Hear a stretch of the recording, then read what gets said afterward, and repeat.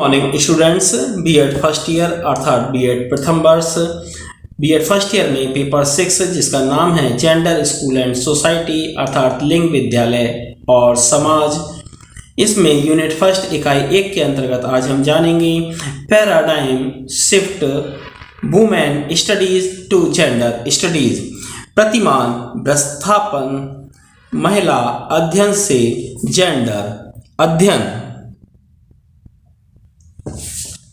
सभी नारीवादी आंदोलनों ने इस बात को महसूस किया कि उनके सिद्धांतों, नजरिए तथा कार्यशैली का व्यापक प्रचार प्रसार होना चाहिए। इसलिए 7वें, 8वें और 9वें दशक में महिलाओं को कई पत्रिकाएं, सूचना पत्र, कलात्मक केंद्र तथा अध्ययन केंद्र उभरे। महिलाओं पर अध्ययन वुमेन्स स्टडीज से पहले एक अलग विषय बना, फिर इसे इतिहास, राजनीति शास्त्र, समाजशास्त्र, साहित्य तथा दर्शन के अध्ययन का हिस्सा भी बनाया गया। इस प्रकार जो अंकुर महिलाओं पर अध्ययन से प्रारंभ हुआ वह जेंडर स्टडीज के एक वृक्ष के में आज परिवर्तित हो चुका है। इस बदलाव को ही प्रतिमान विस्थापन पैराडाइम स्टडीज कहते हैं। इस मुद्दे पर और चर्चा करने से पूर्व पहले ये जानना आवश्यक हो जाता है, आप लोगों को बताना जरूरी हो जाता है कि प्रतिमान विस्थापन क्या होता है और इसका शाब्दिक अर्थ क्या है। तो सबसे पहले हम जानेंगे मीनिंग ऑफ पैराडाइम शिफ्ट, प्रतिमान विस्थापन का अर्थ। इस शब्द का प्रयोग थॉमस कुक ने 1960 में किया था तथा उन्होंने प्रतिमान विस्थापन को वैज्ञानिक सिद्धांतों में बदलाव के बारे में प्रयुक्त भी किया था। इसमें पुराने वैज्ञानिकों सिद्धांतों में समय के साथ परिवर्तन आया और नए सिद्धांत आते चले गए। साधारण शब्दों में हम कह सकते हैं कि प्रतिमान विस्थापन एक प्रकार का रूपांतरण है उन चीजों या घटनाओं और विचारों में, पर्यावरण में या जीवन में जिसमें एक व्यक्ति सामान्यतः इन चीजों को देखता है।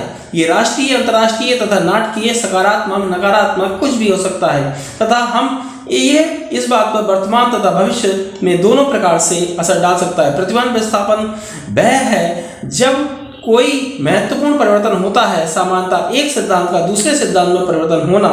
ये सामान्यतः वैज्ञानिक संदर्भों में प्रयुक्त होता है, परंतु समय के साथ इसका प्रयोग सांस्कृतिक अर्थों में भी होने लगा है।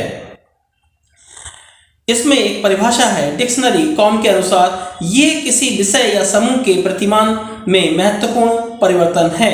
A significant change in the paradigm of any discipline और ग्रुप। इसी में एक और परिभाषा है बिजनेस डिक्शनरी.com के अनुसार प्रतिमान परिवर्तन एक व्यक्ति या समाज के संसार में चीजें कैसे कार्य करती हैं के बारे में मौलिक परिवर्तन है। जैसा कि पहले सौरमंडल का केंद्र पृथ्वी को माना जाता था, परंतु अब सूर्य को केंद्र मानते हैं तथा दिल के स्थान पर मस्तिष्क को विचारों तथा भावनाओं का केंद्र मानते हैं। शिक्षा में बदलाव में धारणाएं या धारणाओं का समूह जिन्हें हम प्रतिमान कहते हैं काफी महत्वपूर्ण हैं। यह एक प्रकार की क्रांति, रूपांतरण या कायांतरण होता है। ये स्वयं नहीं होता बल्कि परिवर्तन के विभिन्न कारकों द्वारा चालित होता है। शिक्षा के क्षेत्र में भी विभिन्न प्रतिमान विस्थापन हुए हैं, जैसे विषय वस्तु के स्थान पर अब अधिगम यानी कि लर्निंग पर जोर दिया जाता है। अधिगम को एक मंजिल ना मानकर एक प्रक्रिया माना जाता है। शिक्षक को ज्ञान देने वाला एकल मार्गी ना मानकर उसे भी अधिगम करता लर्नर टू या लर्निंग फ्रॉम स्टूडेंट माना जाता है। ग्रेड को निष्कर्ष या पुरस्कार नहीं बल्कि अधिगम का पुरस्कार मानते हैं तथा ग्रेड को द्वितीयक यानी कि सेकेंडरी। इस प्रकार अधिगम या सीखना स्कूल, अध्यापक, साक्षरता, गणित, ग्रेड या उपलब्धि नहीं बल्कि इसे हम एक पग से दूसरे पग की तरफ बढ़ने में देखते हैं, जिससे हमारा मस्तिष्क में रूपांतरण होता है। जब भी कोई नई सूचना या नया कौशल अर्जित किया जाता है, व्यक्ति के मस्तिष्क में अधिगम फलता फूलता है। इसके अतिरिक्त सब मात्र स्कूलिंग है।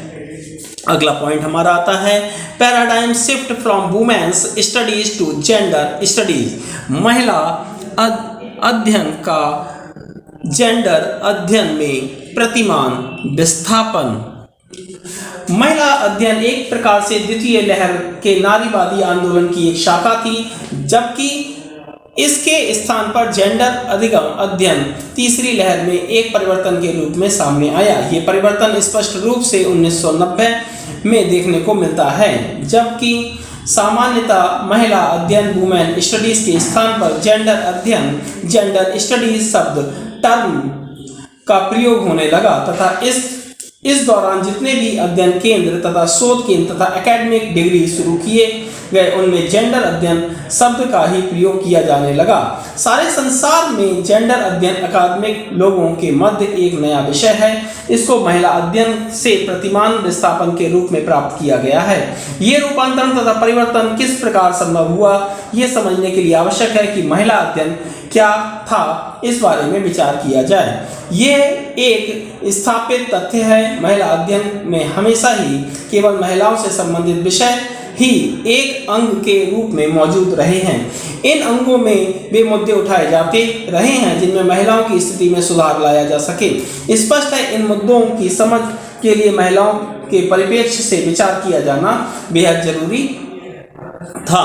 महिला अध्ययन के अंतर्गत सभी महिलाएं, चाहे वो ग्रामीण हो चाहे वो शहरी हो, के मुद्दे शामिल किए जाते हैं तथा महिला एवं ग्रामीण एवं शहरी सभी महिलाओं के अनुभवों को स्थान प्रदान किया जाता है। महिलाओं एवं उनकी समस्याओं से जुड़े मुद्दे कभी भी स्थिर प्रकृति के नहीं होते हैं, ये हमेशा परिवर्तनशील प्रकृति में दिखाई देते हैं। इससे स्पष्ट है कि महिलाएं किस प्रकार चुनौतियों का सामना करती हैं तथा जीवन की समस्याओं पर किस तरह से प्रतिक्रिया करती हैं। उनके जीवन में चुनौतियां समाज में उनकी कमजोर तथा अधीनस्थ की स्थिति तथा शक्ति के असमान वितरण से संबंधित होती हैं। इन जीवन की चुनौतियों से निपटने के लिए समाज में कोई विधि प्रदान नहीं की जाती है। महिलाओं को इनसे जूझने में स्वयं के तरीके ही खोजने पड़ते हैं।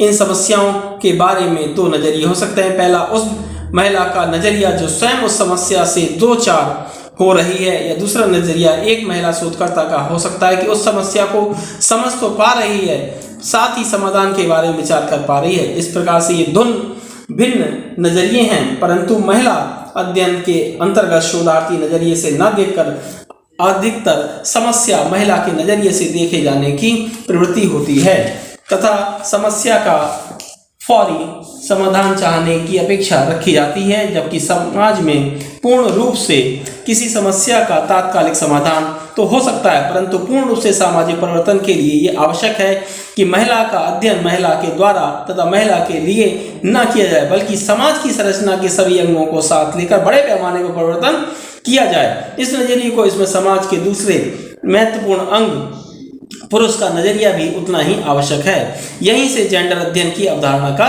जन्म हुआ है, क्योंकि महिला अध्ययन में केवल महिला का परिप्रेक्ष्य तथा जेंडर की अवधारणा में स्त्री व पुरुष दोनों के परिप्रेक्ष्य में विचार किया जाता है। इसमें मुद्दों में विश्लेषण करते समय स्त्री और पुरुष दोनों के सामने रखा जाता है। महिला अध्ययन में महिलाओं के इतिहास का संज्ञान लिया जाता है, जबकि जेंडर अध्ययन में पुरुषों की महिलाओं के इतिहास में भूमिका का संज्ञान लिया जाता है। महिला अध्ययन महिला साहित्य के विश्लेषण की शुरुआत करती है, जबकि जेंडर अध्ययन में साहित्य के निर्माण तथा उसके आकार प्रदान करने में पुरुषों की भूमिका पर ध्यान आकर्षित करने का प्रयास किया जाता है। इस प्रकार से हम कह सकते हैं कि महिला अध्ययन के अंतर्गत महिलाओं के अध्ययन, इतिहास तथा महिला के स्वतंत्रता संघर्ष का एकांकी रूप से अध्ययन किया जाता है तथा इन्हें सामने भी लाया जाता है। इससे इन मुद्दों पर विचार विमर्श किया जा सके। वहीं दूसरी ओर जेंडर अध्ययन के एक प्रतिमान विस्थापन है जो ये बताता है कि कैसी महिला तथा पुरुष तथा उसके अंतर संबंधित क्रियाएं इस विमर्श से विश्लेषण के लिए आवश्यक हैं। इस प्रकार से स्पष्ट हो जाता है कि महिला अध्ययन महिलाओं की समस्या को समझने, उनके नजरियों को समझने का एकांगी दृष्टिकोण प्रस्तुत करता है, जबकि जेंडर अध्ययन को कहीं अधिक व्यापक अर्थों में लिया जाता है, जिसमें महिला अध्ययन तो सम्मिलित है ही, तो दूसरे अर्थ में कई महत्वपूर्ण मुद्दे सम्मिलित भी हैं, जैसे विभिन्न यौनिक वरीयताएं तथा रुझान, ट्रांसजेंडर, समलैंगिकता इत्यादि। महिला अध्ययन से जेंडर अध्ययन में प्रतिमान विस्थापन के चलते पुरुष तथा स्त्री समान रूप से फेमिनिस्ट विषयों के साथ जेंडर मुद्दों पर आधारित कोर्स का चयन कर रहे हैं। इसकी पृष्ठभूमि में जेंडर मेन स्ट्रीमिंग की भी प्रमुख भूमिका है, जिसके कारण इसमें परिवर्तन दिखाई दे रहा है। मेन स्ट्रीमिंग के कारण ही इसे पारंपरिक विषयों जैसे समाजशास्त्र, शिक्षा, इतिहास तथा अंग्रेजी में इसे कोर विषय की तरह स्वीकार किया गया है। इस प्रकार ये कहा जा सकता है कि बीते 30 वर्षों में जेंडर अध्ययन ने सामाजिक विज्ञानों, कला तथा मानविकी विषयों के रूप में तथा शिक्षण विधियों को बदल कर रख दिया है। इसको या तो पारंपरिक विषयों में मिला दिया गया है या एक आवश्यक अंग की तरह जोड़ दिया गया है।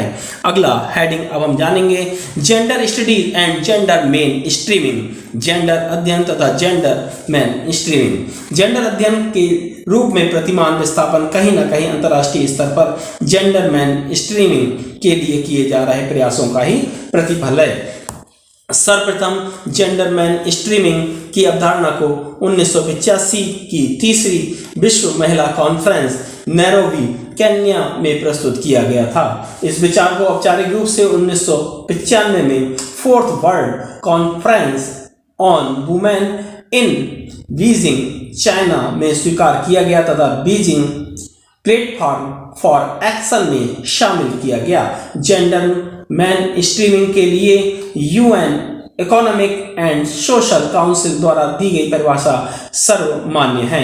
जेंडर नजरिए की मेन स्ट्रीमिंग से तात्पर्य स्त्री और पुरुष के लिए कानूनों, नीतियों तथा योजनाओं में उनके लिए प्रत्येक स्तर तथा क्षेत्र में संभावनाओं को खोजने की प्रक्रिया है। ये सभी राजनीतिक, आर्थिक तथा सामाजिक क्षेत्र की योजनाओं में स्त्री और पुरुष की सहभागिता करने की योजना है। इससे वे समान रूप से लाभान्वित हो सकें तथा किसी भी प्रकार असमानता का जन्म ना हो। इसका अंतिम लक्ष्य जेंडर समानता को प्राप्त करना होता है। जेंडर मेन स्ट्रीमिंग सभी योजनाओं के क्षेत्र को जेंडर समानता को प्राप्त करने का प्रयास है। जैकी 2 के अनुसार प्रत्येक योजना या कानून के भाग को इस परिप्रेक्ष्य से देखना चाहिए कि कहीं ना जेंडर असमानता को बढ़ा तो नहीं रहा है। इसके अंतर्गत स्त्री व पुरुष के मध्य जीवन के प्रत्येक क्षेत्र, राजनीतिक, कार्यस्थल, यौनिकता, संस्कृति तथा हिंसा में संबंध देखता है तथा उन स्थितियों को दूर करने की कोशिश की जाती है जो असमान संबंधों को जन्म देते हैं। इसके तहत ये सुनिश्चित किया जाता है कि प्रत्येक योजना बनाने में जेंडर मुद्दे सम्मिलित किए जाते हैं। प्रत्येक संगठन में जेंडर नजरिए के प्रत्येक योजना की प्रक्रिया स्तर, कार्यविधि स्तर तथा कार्मिक स्तर, पॉलिसी एक्शन पर शामिल किया जाए। Thanks for watching. धन्यवाद।